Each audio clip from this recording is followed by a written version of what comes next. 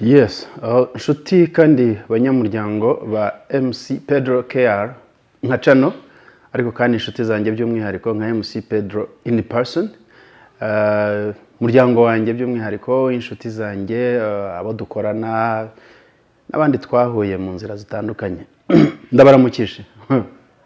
Peace. Hanyuma rero ndagarutse, mujya munyihanganira ntindaho gato mu nshingano ziba ari nyinshi, ariko ndaje tuje kuganira. Reka nshimira abantu bakoze subscription basubscribinze, abandi bakankorera share, abandi bakama comment, bazimpa kuri channel, bazimpa kuri telefone, ndavuga WhatsApp, bazimpa duhuriye ahantu hatandukanye, bakambwira bati ibyo ukora ni byiza, atari kuzatuganiriza no kuri ibi. Murakora cyane kandi mwarakoze, Imana ibahe umugisha. Nawe ufunguye aka kanya, iyi channel ni nziza. Yakamwana ni wavuze ati aka gacano karagabura twatundi tunyicisha inzara, ariko iyi channel nayo ntacyo yabatwara, ni nziza cyane ko tuzanaho ibiganiro bishingiye kuri sayings cyangwa quotes cyangwa ibyo abantu bakunda kuvuga, ukumva rimwe na rimwe harimo ukuri ariko ntubashe kubyumva udahuye n'umuntu nka MC Pedro ubigusobanurira, ngo ubivane mu bitekerezo, ubishyire mu mutima, ubivane mu mutima, ariko bambwiye ko mu buryo umutima ni inyama, ubishyire mu bwonko, ubivane mu bwonko, ubihinduremo ibintu bifatika ku buryo bishobora kugufasha mu buzima. Nababwiye nyitangira ko ari channel izabafasha kwitekerezaho, tukazana ibintu tuganiraho, kwitekerezaho, kubaka umuntu. Iyo wubatse umuntu uba wubatse umuryango, iyo wubatse umuryango uba wubatse igihugu, iyo wubatse igihugu uba wubatse isi muri rusange, sosiyete nyamuntu. Murakoze cyane. Uyu munsi rero hari imvugo sinzi wayihimbye, it's anonymous, ivuga ngo iyo utazi iyo ujya inzira zose zikugezayo. Kuko urumva nyine iyo utazi iyo ujya aho ugeze ugira ngo niho wajyaga, c'est dommage. Ibyo birajya kuri vision, kugira vision, kugira aho ujya, icyerekezo. Ariko uyu munsi turavuga kuri plan, aho hantu ujya urahagenda ute, urahagenda ute. Planning no kugira gahunda, kugena gahunda. Nateguye ibintu bitatu. Hari instant planning, gupanga bigutunguye bitewe n'igihari, bitewe na situation ugezemo. Noneho hakaba na daily planning, gupangira umunsi, kugira gahunda y'umunsi, ntugenda ujugunyanze. Nubwo hazamo ibintu byinjira mutari wateganije, ariko niura ukaba hari ibyo wari ufite ku murongo ugenderaho. Hakaza weekly planning. Navuze ibyo bintu bitatu kubera ko burya mon cher wabashije gupangira icyumweru deja n'ukwezi ubwo kuba kurimo. Ariko kandi turaza kuvuga ko plan yose, gahunda yose igendera kuri master plan. Master plan ni ya strategic planning y'imyaka 5. Strategic planning ikunda kuba y'imyaka 5, haba ku gihugu, haba ku kigo runaka, haba ku muryango. Rero gupangira umunsi, ugapangira icyumweru, ariko byinjira muri ya master plan biba byiza cyane. Master plan ni gahunda fatizo.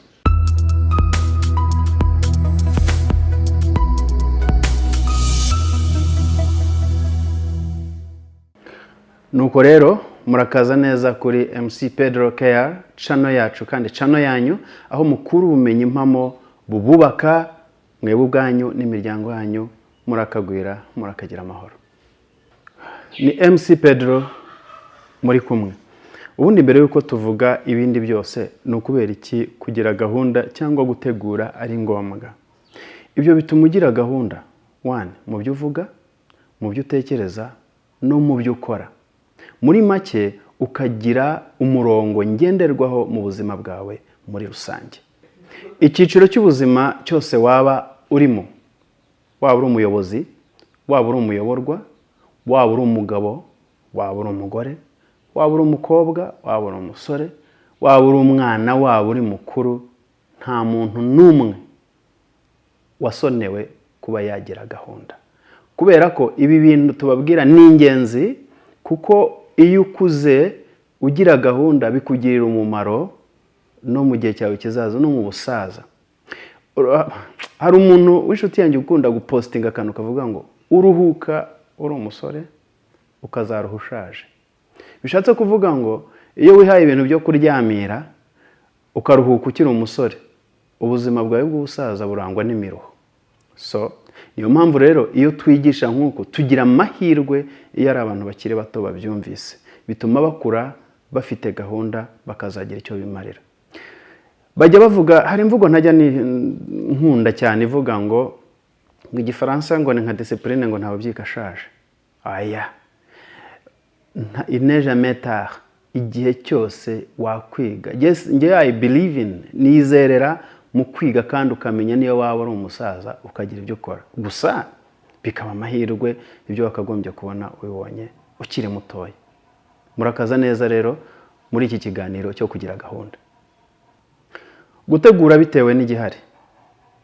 Nababwiye ko rimwe na rimwe biterwa nuko wari wateguye gahunda yawe y'umunsi, wari wateguye gahunda yawe y'icyumweru, ariko hagahita hazamo ibindi bintu utari wateguye. Niyo mpamvu navuze ngo gutegura bitewe n'igihari. Tuvuge uri mu nzira, urimo uragenda utwaye imodoka cyangwa se utwaye moto cyangwa se utwaye igare. Niba hari abantu bagenda bavuga nabi mu muhanda, nabonye ni abashoferi, baba batwaye moto, baba batwaye amagare, baba batwaye mamoto, baba batwaye ibyo baba batwaye byose. Ugasanga umuntu akase mu buryo butateguwe akaba yateza impanuka. Dufate urundi rugero, uri mu kazi, mufite task, mufite ibyo mugomba gukora muri abantu babiri, ariko ugasanga umuntu umwe ibintu yahawe, akazi yahawe, umukoro afite wo gukora ntago arimo gukora neza, kandi uko yitwara biraza kugira ingaruka ku kazi kawe. Uhita wibaza uti ndabikora nte? Ugasanga umuntu arimo arijujuta n'iki byose. Nta bubasha ufite bwo kugira icyo umukoraho, aho hantu urabyifatamo ute kugira ngo akazi kawe kagende neza? Mu muhanda urifata ute? Niba ushatse guhindura icyerekezo, ni planning iri instantané. Ni planning, ni ukutegura bitewe n'igihari. Aho ngaho naho ushobora kwibaza ko ntacyo wakora, ariko burya kirahari.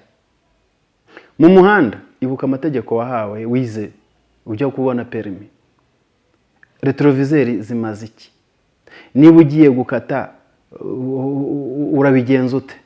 Kubara distance, kureba intera iri hagati yawe n'umuntu uri inyuma yawe, kureba intera iri hagati yawe n'umuntu uri imbere, kureba umuvuduko bariho. Ibyo byose ni ibintu utegura, ariko noneho mu kanya gatoya. Bisaba kugira ubwonko bukangutse.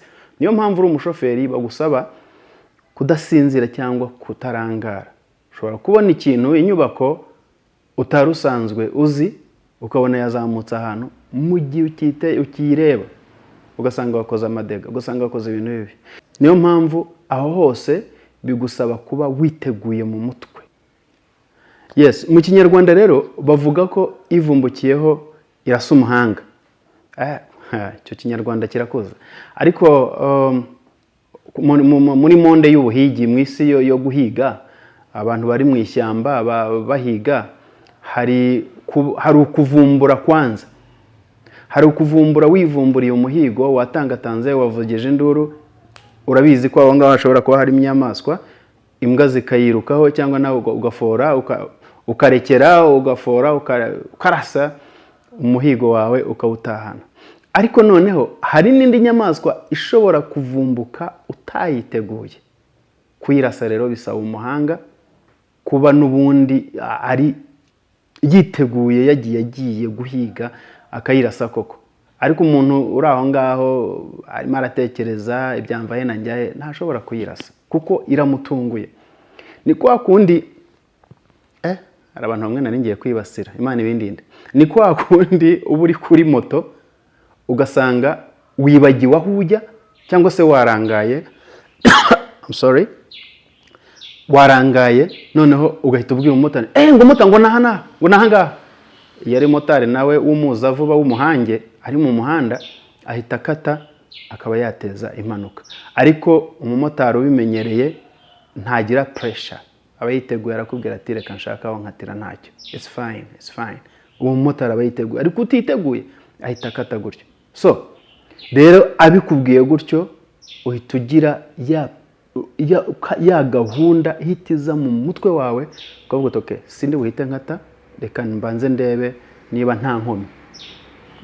Hanyuma rero tugarutse wenda kuri rwa rugero kugira ngo tuve no kuri iyo gahunda ivumbukiyeho, urumva ni urugero rumwe ariko rusavinga nyinshi, rufasha nyinshi, ingero z'abashyitsi bagutunguye, ni byinshi cyane. Ubwo tukivuga nawe urahita wumva nk'ibintu byagutungura. Mu kazi uwo muntu murimo murakora, kuko ntabwo ari buhinduka ako kanya, kuko niko ameze, ni ubunebwe bwe, ni ukutagira icyo yitaho, ariko uravuga uti ni hahandi ibintu tuzayibazwa twembi, kandi nubwo tubifatanije ibintu nzabibazwa 100%, sinzabibazwa 50%. Uhita ureba noneho gahunda wari ufite ku munsi, gahunda wari ufite ku cyumweru, izi gahunda aha hantu uyu muntu wenda nanamwegere ndabona atanumva, ariko se ni gute namufasha wenda n'ibyo yakoraga nkabikora ariko ibintu bikagenda neza. Wenda mukazajya kubivuga mu bashinzwe kubaha iyo task nyuma, ariko nibura ntababonyujejemo ijisho, kuko asheke y'umuntu mufatanije akazi kudaperforminga neza, kutarasa ku ntego kuwo muri kumwe mwese bibagiraho ingaruka. Urareba rero ukavuga uti ni gute izi gahunda nazishyira mu zanjye, hanyuma noneho ukagenda upanga gutyo. Murakoze cyane, ntimugatungurwe, ariko kandi ibanga ryo kudatungurwa nuko umenya ko gutungurwa bihoraho. Turi kujana bamugani wa mugenzi wanjye. Ibanga ryo kudatungurwa nuko kumenya ko gutungurwa bihoraho. Aho rero niho biza traininga, niho bizigisha ubwonko bwawe gufata ibyemezo no gukora umupango wihuse utagize ibyo wangije. Icyo kintu natangiriyeho cya instant planning cyangwa gutegura bitunguranye bitewe n'igihari, byakagombye kuza inyuma, ariko ibyo nabyo mukwiye kubimenya. Nta mpamvu kuba byanaje imbere, nta kibazo. Ahubwo noneho dutegura umunsi wacu dute. Natangiye mbabwira ngo iyo utazi yujya inzira zose zikugezayo. Habaho ikibazo iyo utateguye umunsi wawe, gahunda zose ziza zijyamo, cyangwa n'ibyo wari ufite gukora ukabikora ujugunyanze, ujagaraye, cyangwa se ntunavuge no, ugasanga ahubwo urimo uresa imihigo y'abandi. Kuko nka mugenzi wanjye Yohani Batista iyo aje akambwira ati tugire gutya, iyo asanze nta gahunda njye napanze, ubwo ntangira kwesa imihigo ye kuko arambwira ati tugire gutya, we yabitekerejeho nkahita mbijyamo. Wenda ni byiza turi enjoyinga, ndamufashije, ariko plan ntago yari ukumufasha. No gufasha abandi nabyo bikwiriye kuba biri planned. So nubisaba rero gutegura umunsi wawe ku ntangiriro y'umunsi cyangwa umunsi mbereho. Hari umuntu umwe wavuze ati ntugatangire umunsi wawe utarawurangiza ku rupapuro. Bishatse kuvuga ngo mbere y'uko ujya kuryama, ryama warangije umunsi w'ejo, wowe ari ugushyira mu bikorwa gusa.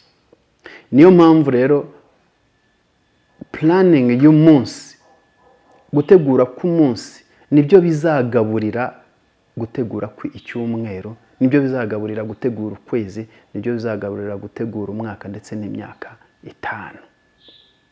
Turebe some tips zo kugira ngo umuntu agire gahunda ihamye. Ni inama twakugira, n'undi yaza akakugira izindi. Nawe ubwawe nk'umuntu utekereza, hari ibindi watekereza byatuma umunsi wawe ugenda neza. Here we go. Ahangaha ku muteguro w'umunsi harimo inama nk'ebyiri gusa cyangwa 3, ariko iya mbere ni ukureba ibyo wakagombye gukora nibura 3 kandi binini. Block nk'eshatu, ibintu ugomba gukora 3 byatuma wumva koko uwo munsi wabaye productive. Nibyo koko hari nk'utuntu twaza twinjiramo dusanzwe wakora minota 3-2, ariko natwo ntukwiriye ko kutwemerera ngo tube twinshi. We shaka ibintu 3. Tuvuge niba hari raporo ugomba gutanga mu cyumweru kimwe, vuga uti uyu munsi ni umunsi wa research gusa, ndasoma ibitabo 3 nibyo ndi bukuremo, wenda literature background, ni bande bavuze kuri ibi, niba ari raporo igusaba figures, igusaba imibare, ukavuga uti ngenda uyu munsi ndasoma raporo 3 cyangwa se ibyegeranyo nka 3 biri mu mpe information, kimwe ndagisoma igihe iki n'iki, ikindi ndagisoma igihe iki n'iki, noneho ngire umwanya wo kubyandika, neza, hanyuma noneho ngire n'umwanya wo gusaba feedback. Tuvuge ibyo bintu ntago byoroshye. Tuvuge wenda guhera mu gitondo saa 3 warebye, guhera saa guhakurikiraho no kugurupa akazi kawe mu masaha, ugafata guhera urugero saa 3, abenshi no batangira akazi inaha mu Rwanda saa 3 kugeza saa 6, ukaba umaze kubona imibare rwose, umaze kubona research, ukavuga uti paragraphe yanjye ya report igaragaza aho duhagaze ni saa 6 ndaba mbikoze. Noneho guhera saa 7 cyangwa saa 8 kugeza saa 10 ndaba maze, cyangwa se kugeza saa 11 ndaba namaze gushyiramo iyo mibare, iyo paragraphe ndaba namaze kuyiverifia, niba hari uwo nsabaho ibitekerezo araba yabimpaye. Nibura ukavuga uti ibi ni ibintu bikaze nari gukora uyu munsi kandi ndabikoze.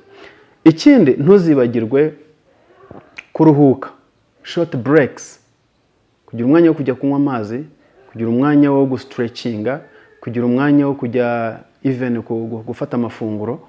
Ibyo byose bituma umunsi wawe ugenda neza kandi wawuteguye, ariko kandi wumva utagize nta stress ufite, nta bintu by'imihangayiko, kuko umunsi wawe wawurangije ryari, wawurangije ejo mbere yo kuryama. Gupanga umunsi rero ni ibintu by'ingenzi.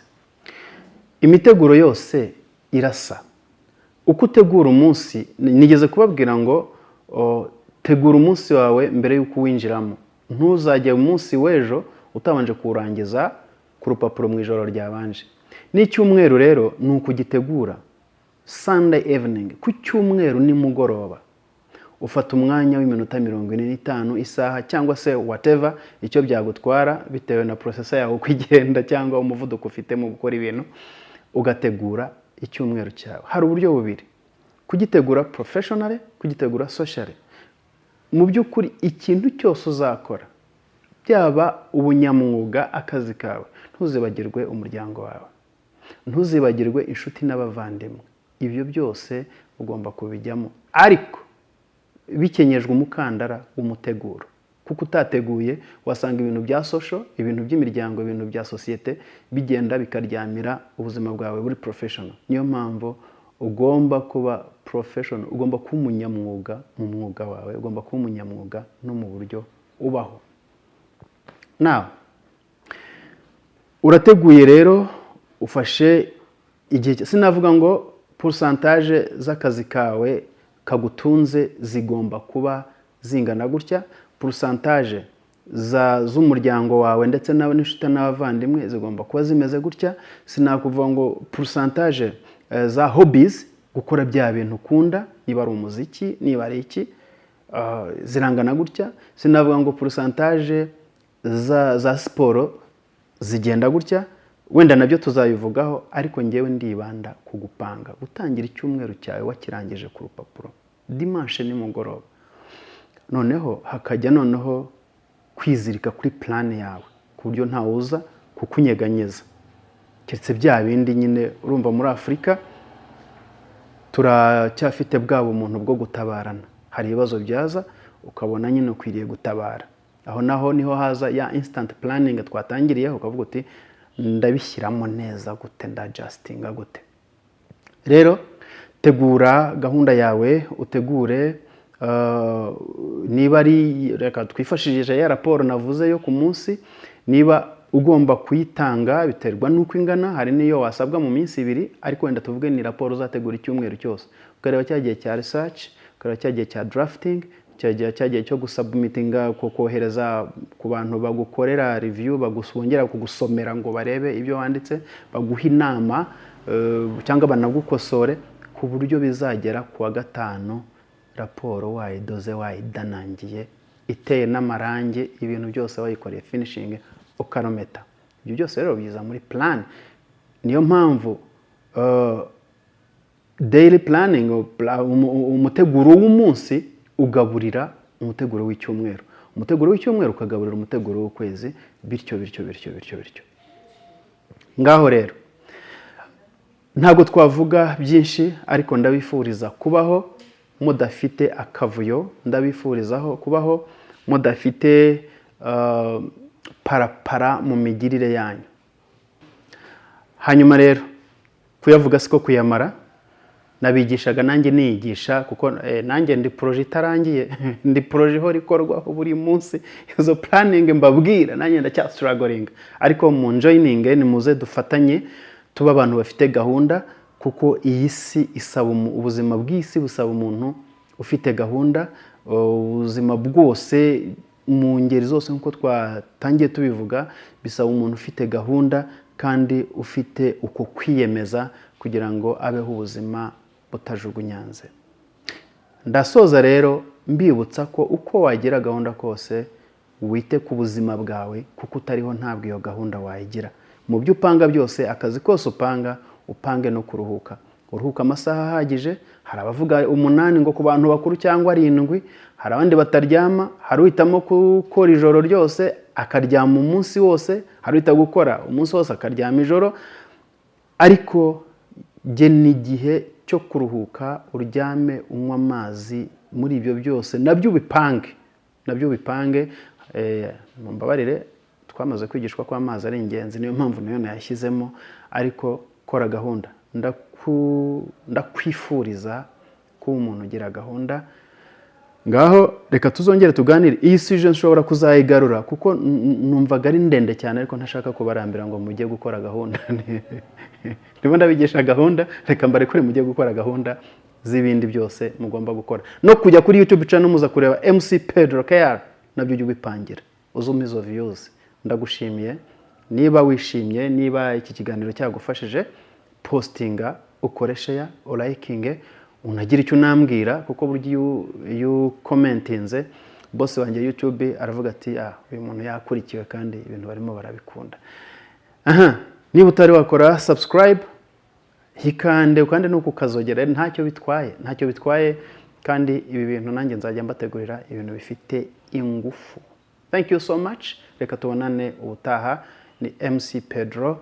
Hanyuma niba ufite ibirori, uko ibirori bya bimeze kose, bibe bitoya, bya bindi wateguye usa n'uwikinira, bibe ibyo wateguye ushyizemo imbaraga, bibe binini, ntumira nze tubihe ibara ribikwiriye.